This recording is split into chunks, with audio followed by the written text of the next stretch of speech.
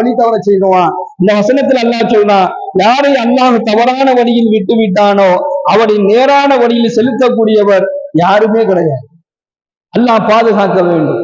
அல்லாஹ் நேரான பாதையை காட்டணும். அல்லாஹ் நேரான வழியில நம்மளை பயணிக்க வைக்கணும். அப்பதான் அந்த நேரான வழியை நம்மளால அடைஞ்சிக்க முடியும். அல்லாஹுடைய நாட்டம் இதுல தேவைப்படுது. எப்படி வாழ்வதற்கும் இந்த உலகத்துல நம்முடைய உயிர் இருப்பதற்கும் நாம வாழ்வதற்கும் நம்முடைய பொருளாதாரத்திற்கும் நாம நினைக்கிறதெல்லாம் நடக்கிறதுக்கும் அல்லாஹ்வுடைய நாட்டம் தேவையோ, அதே போன்று நாம நேரான வழியில செல்வதற்கு அல்லாஹ்வுடைய நாட்டம் தேவைப்படுது.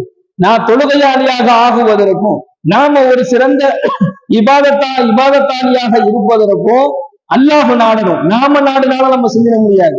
நான் 5 வேளை தொழுகணும் நாம முடிவு பண்ணிட்டோம்னா நம்மளால தொழுக முடியாது. அல்லாஹ் நாடணும். இந்த அடியானை இவன் 5 வேளை தொழுகக்கூடியவனாக ஆக வேண்டும் என்று அல்லாஹ் நாடணும். அல்லாஹ் நாடு